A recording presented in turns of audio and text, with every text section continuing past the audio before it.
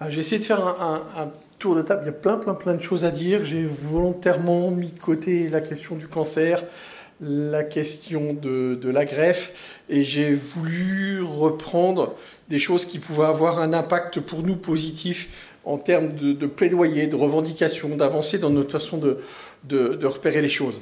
Les données sur lesquelles je m'appuie, c'est le congrès de la FEF, le congrès français des pathos, le THS, le congrès français toxicomanie, hépatite, sida, addiction, qui a eu lieu à Biarritz, l'INCHU, qui est le congrès d'addicto-hépato, qui a eu lieu aux États-Unis au mois de septembre, et l'ASLD, le congrès américain d'hépato. Donc ça fait 4 grandes, 2 en France et 2 aux États-Unis, pour essayer de repérer ce qui me semblait, c'est du parti pris, contrairement aux autres années où on avait voulu que ce soit des hépatos qui viennent faire ce retour. Je vais essayer de vous le faire à ma sauce, on va dire ça comme ça. Alors, si on voulait vous présenter les progrès qui ont été faits, on pourrait vous mettre ça. L'interféron 91 et jusqu'au dernier. Donc, vous voyez qu'il y a eu plein de molécules, des arrivées, etc. On a combiné les molécules. On pourrait vous faire des heures entières pour savoir si on est à 92, 94, 96%. Dans certaines conditions, on est qu'à 87, etc. Voilà. Les deux choses que je souhaite qu'on retienne aujourd'hui, c'est... Je ne sais pas si c'est une colère qui veut, si on doit être encore insupportable. C'est il n'y a plus de recherche sur des nouvelles molécules hépatite C. Les robinets ont été fermés. L'industrie et les chercheurs estiment qu'aujourd'hui, on a suffisamment de molécules pour guérir les gens. Ça ne vaut plus le coût financier de chercher des nouvelles molécules. Toutes les molécules qui étaient en cours de développement, ça s'est arrêté. Il y a des molécules qu'on ne verra jamais arriver parce qu'on estime aujourd'hui qu'on arrivera après la bataille, qu'il n'y aura plus assez d'argent à gagner ou plus assez de malades. D'accord ? Donc, à nous de nous saisir des éléments qu'on a aujourd'hui pour arriver à batailler et à faire cette éradication virale. J'ai eu envie, alors ceux qui me connaissent savent que je suis un gros feignant et que je ne bosse pas, il faut des fois que je dorme. Et j'ai eu envie de faire une diapo qui résumait ça et que je n'ai pas retrouvé à beaucoup d'endroits, enfin pas de cette façon-là. Et j'ai envie de dire, ça c'est la diapo, c'est la contribution d'SOS Hépatite. C'est ça. Ça, vous le verrez nulle part ailleurs. C'est-à-dire que je me fous de l'efficacité, entre guillemets. J'ai mis en bas la tolérance et en haut l'efficacité. C'est-à-dire qu'on a eu au départ des traitements qui n'étaient pas très efficaces et pas bien tolérés. Et on a gagné en efficacité. Donc vous voyez qu'on est monté, on est plus efficace, on a reculé en tolérance. Et dans les 15 premières années, la lutte contre l'hépatite C, ça a été que ça. On est venu dire aux patients, enfin, accrochez-vous, ça vaut le coup, quoi. Vous pouvez guérir. Et vous pouvez avoir 50-60%, mais à condition de supporter, au lieu de 12 mois, 18 mois, double dose de ribavirine. On a augmenté à chaque fois, et à chaque fois on a fait baisser la tolérance, mais on gagnait en efficacité. Ça a été la première partie de l'histoire, et c'est là-dessus qu'SOS Hépatite s'est construit, c'est sur le côté de l'insupportable. Et puis il y a eu cette deuxième vague qui est en haut, qui est des traitements de plus en plus efficaces avec une amélioration de la tolérance. Et je pense que ça résume notre histoire, quoi. C'est pas la question de l'efficacité comme ça, c'est on a reculé, on a gagné en efficacité et reculé en tolérance avant de gagner en tolérance. Et je crois que c'est là-dessus qu'on s'est construit. Bien sûr, on pourrait s'amuser à refaire une carte épidémio qui a été présentée l'année dernière, enfin cette année à l'EASL, et qui retrace les 70 millions de personnes. Alors là, avec Michel, on n'est que quelques-uns. On a tous appris, dans les congrès, il y a 4-5 ans, vous veniez ici, et on vous disait, sur la planète, il y a 170 millions de personnes atteintes d'hépatite C. Aujourd'hui, gros scoop, on nous a dit, non, ils sont 70 millions. Putain, on en a paumé 100 millions. Comment on a fait pour perdre 100 millions de malades sur la planète, quoi ? Alors, soit on les a tous guéris, ça se saurait, hein. Soit on les a brûlés, ils sont morts, enfin je sais pas, ça se saurait aussi, je pense qu'on n'a pas pu faire disparaître 100 millions de personnes comme ça. Soit, chose qui m'inquiète un peu plus, on s'est complètement planté dans l'estimation d'une épidémie.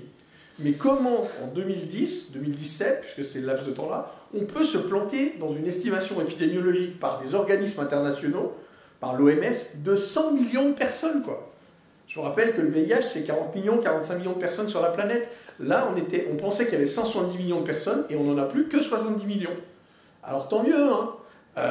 Mais moi, ça me pose question. J'aimerais bien qu'on vienne m'expliquer quels sont les facteurs qui font qu'on s'est planté à ce point-là. Je pense qu'on n'aura pas de réponse. Autre donnée intéressante, c'est l'actualisation épidémiologique de l'OMS dans son rapport de 2017. Alors là, c'est les nouveaux cas d'hépatite. Cette carte-là, elle vous montre les 1 750 000 nouvelles infections par an. 1 750 000 nouvelles infections par an. Et vous voyez effectivement qu'elles sont essentiellement sur l'Afrique et l'Europe et l'Europe de l'Est.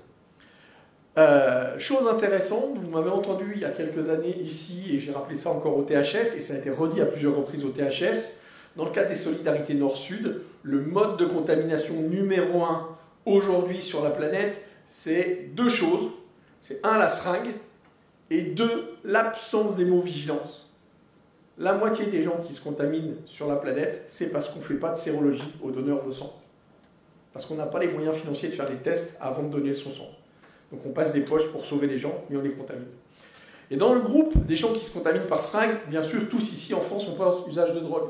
Et bien, vous avez faux, parce que sur les 800 000 personnes qui se contaminent tous les ans par l'usage de drogue, la moitié, la seringue n'était pas dans une main de toxicomane, elle était dans une main de médecin ou d'infirmière. La moitié des contaminations par seringue qui sont faites sur la planète sont faites parce qu'on n'est pas sur des seringues à usage unique.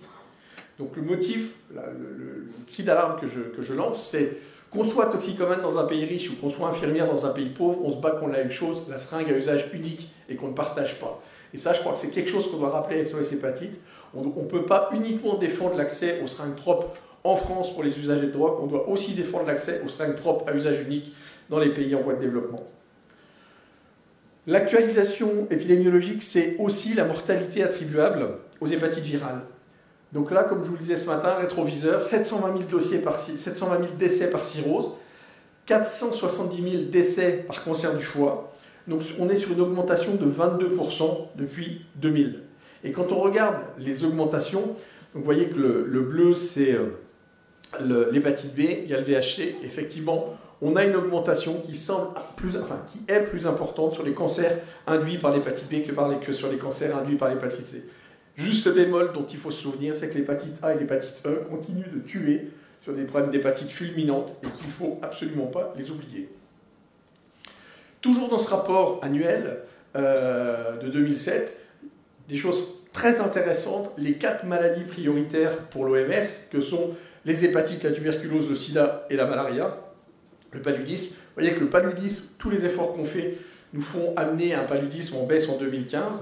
Le VIH a monté jusqu'en 2005 et il baisse. La tuberculose baisse. La seule chose qui soit en augmentation dans les décès, c'est l'hépatite virale, qui est une priorité de santé internationale et qui est en augmentation encore aujourd'hui. Diapo suivante, très intéressante. Où sont les hépatites C? Eh bien, vous voyez là qu'on a repris, et ça c'est intéressant parce que là on parle en volume de patients, 30 pays seulement représentent 80% des gens infectés sur la planète. 80% des patients infectés sont dans 30 pays. Et dans ces 30 pays-là, si on regroupe encore, donc là vous avez les 30 pays, alors effectivement vous avez l'Espagne, l'Algérie, le Ghana, etc. Mais si vous regardez les premiers pays, en millions d'habitants, la Chine, c'est 9 millions de personnes atteintes d'hépatite C en Chine, sur 1 milliard bien sûr, ok, mais c'est 9 millions de personnes. Et 50% des patients infectés sur la planète par l'hépatite C tiennent dans 7 pays, dans lesquels on retrouve la Chine, le Pakistan, l'Inde, l'Égypte, la Russie et les USA. Donc c'est pas rien, quoi. Et c'est clair que l'OMS va exiger de ces pays-là une politique cohérente de réduction des risques et de prise en charge. Autre diapo encore intéressante, publiée par l'OMS, la cascade de soins à l'échelon international. Sur les 70 millions, colonne de gauche, 100% de la population, combien de gens sont diagnostiqués aujourd'hui sur la planète? 20%. Alors nous, on est en train de dire, ici, au forum, on est à 70% de gens qui sont dépistés, il nous manque 75 000 personnes, c'est pas normal, il faut qu'on monte, etc. Et c'est un débat de pays riches. Et moi, la seule façon de m'excuser d'avoir ce débat dans un pays riche, c'est de se souvenir qu'il y a des pays pauvres et c'est de réfléchir comment on peut exporter notre savoir-faire dans les pays pauvres. Donc 20% seulement sont diagnostiqués et 1,5% seulement des gens infectés sur la planète sont traités. Et on est quasiment à 0,05% si on est dans un pays pauvre. Donc c'est une maladie de pauvre qu'il vaut mieux avoir dans un pays riche, l'hépatite C. On est d'accord. Les principaux motifs d'absence de traitement, alors ça va être quelque chose que je vais vous redire. Ça, c'est quelque chose qui a été publié en 2016 par Lionel Pirotte dans les cohortes du nord-est de la France. Il a pris les gens qui ont infecté, 183 personnes, donc c'est des gens qui avaient et le VIH et l'hépatite C, donc on savait qu'ils avaient une hépatite C et qui, normalement, il fallait les guérir. Et il s'est posé la question en 2016, il a réinterrogé l'ensemble de ses collègues en disant « Vous les avez traités ou pas de leur hépatite C? Est-ce que c'est fait, puisque vous le savez, les traitements sont là ?» Eh bien non, c'est quand même scandaleux. Il a trouvé qu'il y avait encore 183 personnes qui n'étaient pas contaminées, qui n'étaient pas traitées, pardon. Et quand il interroge sur le pourquoi, oui, on va s'en occuper dans les 6 mois qui viennent. Voilà, ça ne gêne pas. On a dans les excuses, il n'est pas prêt, il boit trop, il a peur du traitement. Enfin, voilà, tout y passe pour justifier qu'on ne fasse pas. Mais vous vous rendez compte que le plus souvent, quand on interroge le médecin, il renvoie la responsabilité sur le patient. Et moi, je voudrais savoir si c'est vraiment le patient qui a dit « j'ai pas envie du traitement maintenant ». Et quand le médecin dit « il boit trop, il n'est pas prêt, l'important c'est le traitement VIH, il ne va pas être compliant ». Tout ça, c'est des jugements de valeur qu'on ne peut pas accepter, sur lesquels il va falloir batailler. Autre point, et je me permets juste de venir sur les traitements, parce que on a eu une discussion ce matin avec Marc, et je sais qu'il n'est pas convaincu. Tant pis, il n'est pas là. J'en profite et je le dis, parce que j'ai lancé le pavé dans la mare via le site et via le blog d'SOS. 2 études qui, moi, m'ont fait un peu froid dans le dos. Dans le milieu des hépatologues, on dit depuis très longtemps, on a l'impression que chez les gens qui ont une hépatite C, on a un peu plus de maladies de Parkinson. Ça se dit, voilà, ça se raconte, ça se parle, personne n'arrive à le mesurer. Là, 2 études sont sorties, qui ont été publiées à la SLD, hein, donc en 2017, il y a 3 semaines. Et donc, vous avez en haut toutes les études qui avaient été faites et qui montraient qu'il y avait peut-être un petit peu plus, donc études qui avaient regardé dans la surveillance s'il y avait plus d'hépatite C. Donc, on avait l'impression qu'il y en avait un peu plus. Et donc là, on a effectivement montré dans une cohorte américaine, donc c'est toujours nos vétérans, 340 000 personnes atteintes d'hépatite C, qui avaient 1,6 fois plus de Parkinson chez les patients qui avaient une hépatite C. Alors vous allez me dire, on sait depuis très longtemps que le virus de l'hépatite C donne des atteintes cérébrales, donc c'est normal, mais probablement que ça fait marche arrière quand on guérit. Et bien, 2e étude, association statistique avec la guérison ou pas. Et bien aujourd'hui, dans l'étude qui a été faite là, on n'a pas de modification, c'est-à-dire que le fait de guérir de l'hépatite C ne réduit pas l'avenir de la maladie de Parkinson de façon significative. On a l'impression qu'on arrive trop tard. Donc on attend d'autres études pour voir s'il y a une corrélation entre la durée pendant laquelle on a été malade et le risque de maladie de Parkinson. Alors vous n'allez pas tous vous mettre à trembler, à sucrer les fraises, hein, on est d'accord, Annie, je te rassure, laisse faire, ça viendra naturellement. Mais c'est quand même quelque chose, on a le droit de savoir, quoi. Je pense que nous, associations, c'est le droit de dire, aujourd'hui, la surveillance, la guérison du virus, elle n'est pas suffisante, il y a une surveillance à avoir après, et il y a peut-être un surrisque de maladie de Parkinson, il faudra qu'on regarde ça de plus près. L'hépatite B, ce que j'en ai retenu, très rapidement, parce que voilà, on a que 20 minutes, je vous dis des choses qui m'ont semblé intéressantes avec le regard SOS hépatite. L'imiquimod, qu'est-ce que c'est que cette bête-là? C'est une bête pommade, et qui est absolument génial, et c'est une pommade qu'on va appliquer avant de piquer dedans pour faire la vaccination. Et en fait, on va modifier l'apport sanguin localement et l'apport humoral et du système immunitaire, et ça va nous permettre de booster l'effet de la vaccination. Et en fait, ça a été étudié, donc c'est une application 5 minutes avant l'injection intradermique, et ils se sont rendus compte qu'avec des enfants qui ne répondaient pas bien à la vaccination, c'était une façon de rattraper les choses et de booster la réponse immunitaire à la vaccination. Et moi, je trouve que c'est des études comme ça qu'on doit porter nous, c'est de dire aujourd'hui, quand on dit on n'est pas protégé, le vaccin ça marche pas, etc., eh bien tant mieux, il y a des équipes qui cherchent sur une pommade appliquée avant la vaccination qui permettrait de booster l'effet du vaccin, eh bien je dis chapeau. Le deuxième point qui m'a intéressé, c'est exactement ce que je vous disais ce matin quand je vous parlais de mon rêve de guérir de l'hépatite B. Il y a des équipes qui sont les hépatites B minimes. Vous savez tous comme moi qu'aujourd'hui, on est comme dans l'hépatite C il y a 15 ans en arrière, on ne traite que les hépatites B sévères, supérieures à F2. Et bien, il y a des équipes qui se sont amusées, qui ont mis du tenofovir et qui ont regardé ce qui se passait. Et bien, quand on met du tenofovir à des patients avec des hépatites B, on a certes une très bonne efficacité, ça on pouvait s'en douter, mais on va avoir une diminution de la fibrose et une amélioration de la qualité de vie. Eh bien, je veux dire qu'aujourd'hui, si moi je suis atteint d'hépatite B minime et qu'on me dit votre maladie n'est pas assez grave pour vous soigner, et que je sais quand même que ça a un impact sur ma qualité de vie, sur ma sexualité, ma façon d'être au monde, rencontrer les autres, etc. Si on propose un traitement qui permet de bloquer ça et d'améliorer les choses, je pense que c'est des nouvelles stratégies de prise en charge qui peuvent être intéressantes et qu'on doit revendiquer. Dernière diapo sur l'hépatite B, le Mircludex, dont on a parlé depuis 2 ans à SOS. C'est quoi cette bête-là? Le Mircludex, c'est la première molécule qui va être active sur l'hépatite delta.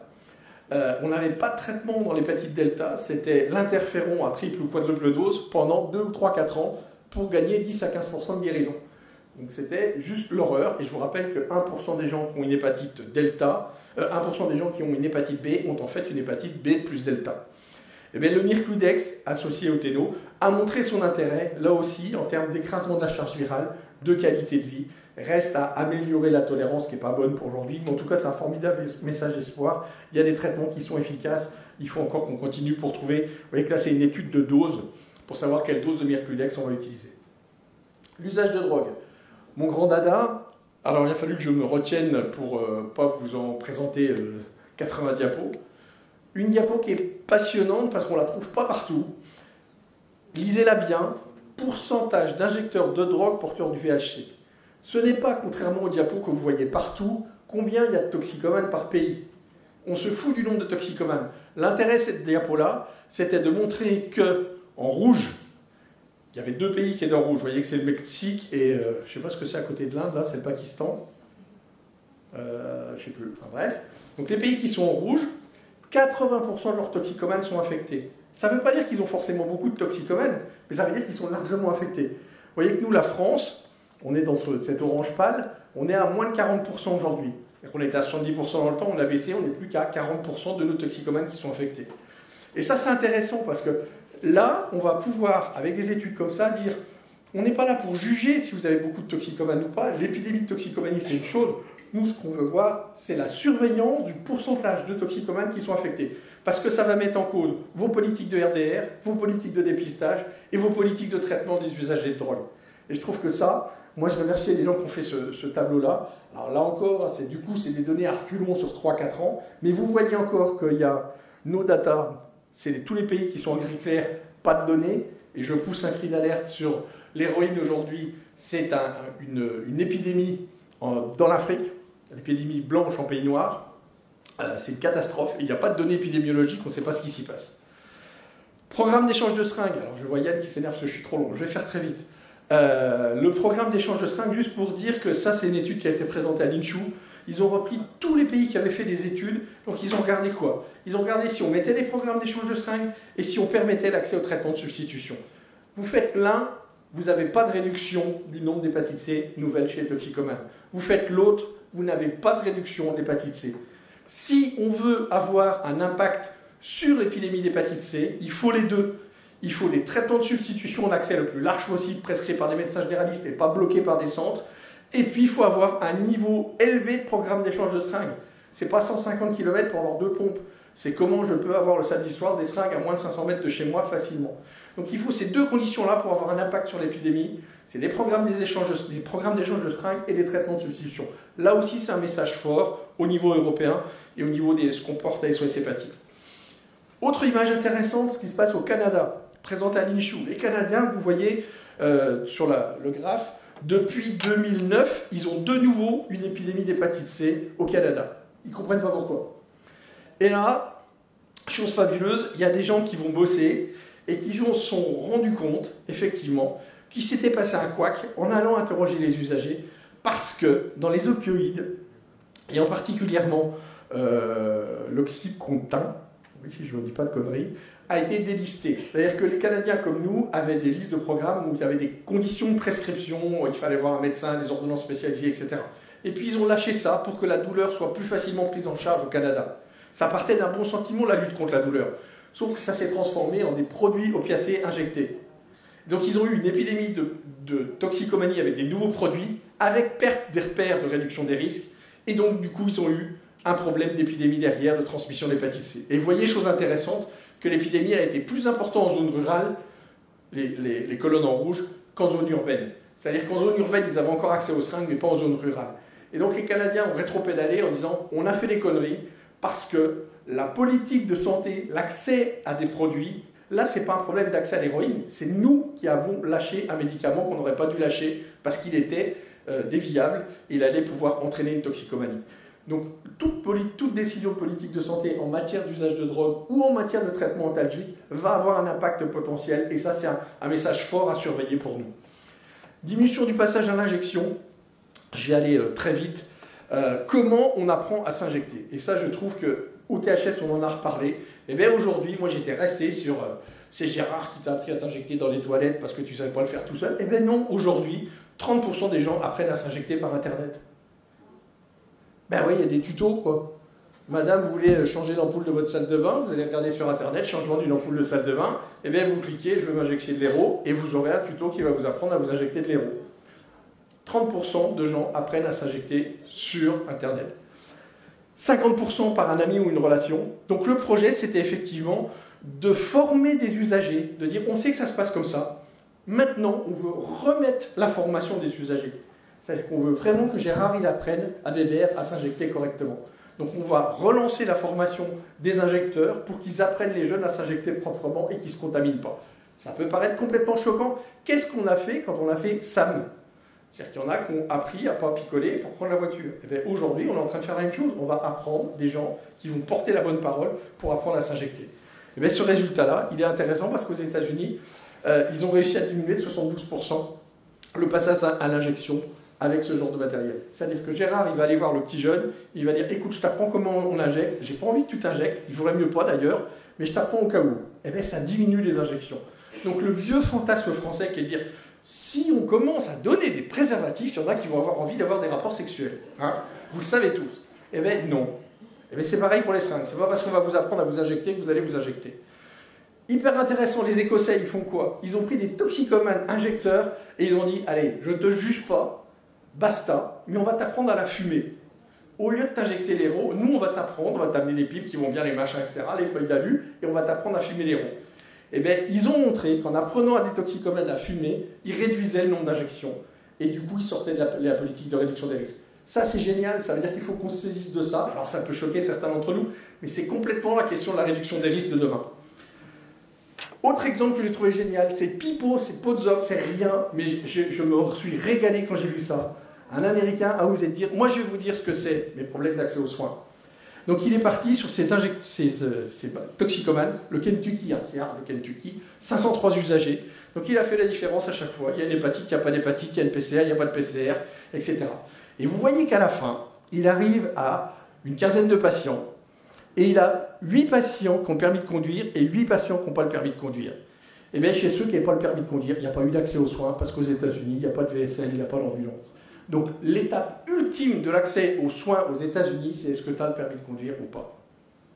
Donc la lutte aux États-Unis pour se traiter, c'est d'apprendre à conduire dans le Kentucky.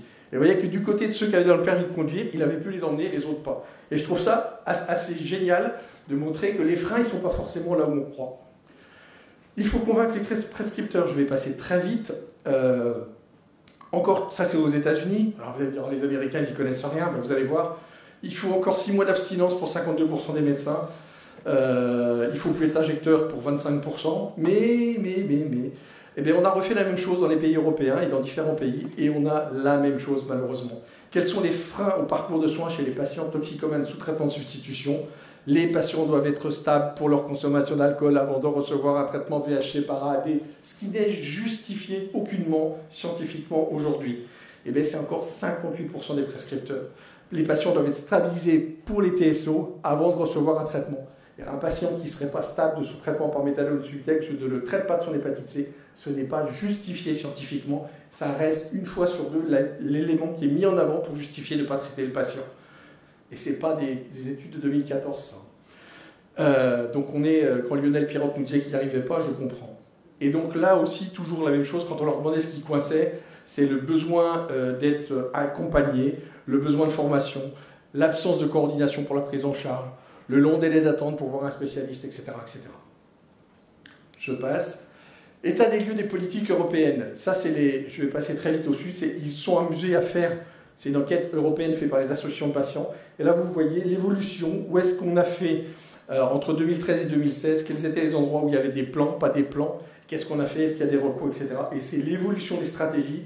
Je vous demande de me croire sur parole. En fonction de ces évolutions des stratégies, on a eu bien sûr une évolution du dépistage et de la prise en charge. L'alcool, 2 diapos, très simple.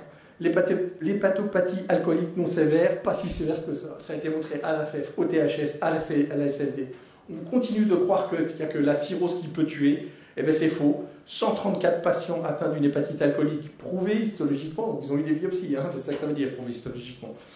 Eh bien, quand il y avait des décès dans les 2 ans, c'était dû à des problèmes autres que l'alcool, dans 15 à % des cas. Donc, ce n'est pas que l'alcool. C'est-à-dire que quand on trouve quelqu'un qui boit beaucoup et qui a son foie qui souffre, s'il n'est pas en cirrhose, ça veut quand même dire qu'il a au risque de mourir d'autre chose, d'un cancer, d'un accident de voiture, n'importe quoi, etc. Donc, c'est des morts en survie qu'on a devant nous quand on est face à des patients qui boivent trop. Le phénotype MZ, l'alpha-antitrypsine, c'est un enzyme, peu importe. Eh bien, on est en train de se rendre compte que tout le monde ne va pas faire une cirrhose. Et ça, c'est génial, parce que c'est la première fois qu'on va pouvoir nous dire, vous allez suivre des alcooliques, mais peut-être qu'on va pouvoir aller regarder dans leur patrimoine génétique, ils ne sont pas tous avec le même risque de fabriquer une cirrhose. Eh bien, là, ça y est, c'est prouvé. On est en train, de façon très simple, on pourra par dosage de prise de sang, et du coup, chez nos patients alcooliques sévères, on va pouvoir peut-être on va les prendre en charge de la même façon, mais ils iront beaucoup plus vite sur la cirrhose et les complications en fonction de ce génotypage. Dernier point, facteur prédictif d'encéphalopathie. Vous vous souvenez qu'on était venu nous parler d'encéphalopathie à minima l'année dernière. Belle étude aussi, là encore, 136 patients avec des cirrhoses et qu'on a inclus et avec des appels téléphoniques tous les 3 mois et on les a surveillés sur leur poids, sur leur capacité cognitive et donc sur ces facteurs prédictifs d'encéphalopathie. Et on trouve des trucs absolument scotchants. C'est-à-dire, qu'est-ce qui fait qu'ils vont décompenser en encéphalopathie? L'utilisation des opiacés. C'est-à-dire qu'un alcoolique cirrhotique ou un patient hépatite C au stade de cirrhose, quand on a une cirrhose et qu'on a mal, il faut se méfier des traitements antalgiques. On le savait pour le paracétamol. Aujourd'hui, l'utilisation des opiacés peut être gravissime parce que ça va effectivement aggraver les choses du côté de la cirrhose. Et ça va générer des chutes à répétition. Vous voyez que là, on est à 27% de gens qui vont chuter et qui vont être à risque de se faire des fractures et des complications. Les NASH, un petit mot pour vous donner de l'espoir. Une entité encore mal connue, 396 médecins aux USA, 58% des médecins ne savent pas qu'il y a des essais thérapeutiques aujourd'hui sur les NASH, donc ils pensent qu'il n'y a rien à faire pour les NASH et que ce n'est pas grave, ma bonne dame. D'ailleurs, ils ne la recherchent pas toujours systématiquement. Et là, chose intéressante, dépistage de la stéatopathie métabolique par le généraliste, une preuve de concept nouvelle. Ça a été refait par l'équipe d'Alsace, ça a été remontré au THS, à la SLD, à la FEF. On peut utiliser le FibroScan en première intention qui a été fait pour évaluer l'hépatite C, on est bien d'accord. Mais aujourd'hui, le FibroScan en première intention va nous permettre de retrouver les patients qui vont avoir de la fibrose. Et ça a un intérêt, effectivement, parce que vous voyez que je n'ai pas le temps de détailler, mais sur la fin, 998 patients, donc 75%, avaient un FibroScan interprétable. Et surtout, un tiers n'avaient pas de perturbation hépatique. Et donc, ils avaient déjà une hépatopathie, ils avaient des maladies du foie, mais sans perturbation hépatique. Donc, la prise de sang n'est pas fiable aujourd'hui pour repérer. Et probablement que le FibroScan va être intéressant en dépistage de masse. Donc, ça, c'est la même chose. L'élastographie par IRM, on en parle de plus en plus et c'est en train d'arriver. C'est-à-dire qu'on peut aujourd'hui, avec des techniques qui ne sont pas encore remboursées par la sécurité sociale, il faut que les radiologues se forment. Avec une IRM, ils vont pouvoir nous donner des scores de fibrose et des scores de stéatose qui vont être intéressantes et qui vont venir contrebalancer les scores, le NASH test ou le fibromètre, etc. Le bémol de ça, c'est que ça a un coût. Aujourd'hui, malheureusement, enfin heureusement, c'est remboursé par la sécurité sociale, l'IRM, mais ça va avoir un coût qui est largement plus important qu'une simple prise de sang. Mais en tout cas, c'est d'autres évaluations possibles de la fibrose. Et puis, là, je vous les cite comme ça, 3 médicaments, le BMS 98-60-36, donc un analogue qui va réduire significativement. Là aussi, c'était des biopsies qui avaient trouvé de la stéatose et de la NASH, et on est en train de chercher les doses, on réduit avec ce médicament-là la NASH. Autre médicament, vous êtes tous connus peut-être, le Solvant, l'acide urodésoxycholique, on avait essayé avec pas de très bons résultats. Un cousin, l'acide non urodésoxycholique, eh bien oui, quand on la met, on a un effet, on est capable de réduire la stéatose. Les premiers essais sont intéressants. Troisième molécule, encore une, on a un effet aussi qui va permettre de réduire la stéatose. Voilà, j'ai fini. Donc vous voyez que, Ce qu'on peut retenir, c'est l'hépatite C, c'est réglé en termes d'accès au traitement, il n'y a pas de souci.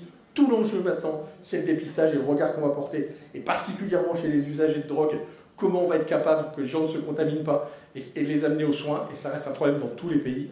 Deuxièmement, l'hépatite B, on va vers les traitements des hépatites minimes, et ça va s'élargir de plus en plus, et ça je pense qu'il faut qu'on le porte en tant que plaidoyer. Et les NASH, il faut que nous, SOS Hépatite, on développe des prises en charge de NASH, et je rappelle qu'on est à l'initiative avec Yann de déposer des projets pour élaborer des programmes d'éducation thérapeutique de NASH, et que nous, avec SOS Hépatite, par exemple à Saint-Dizier, ce qui a été rapporté au THS, dans un programme d'éducation, on a mis un moniteur éducateur sportif, et bêtement, en faisant faire 1 heure de sport par semaine avec quelqu'un dont c'est le job, on fait baisser les transaminases et on améliore les états prédiabétiques. Donc tout ça, c'est les choses qu'on savait. À nous de construire les programmes pour en faire des choses cohérentes avec les usagers, avec les NASH ou avec l'hépatite B. Merci.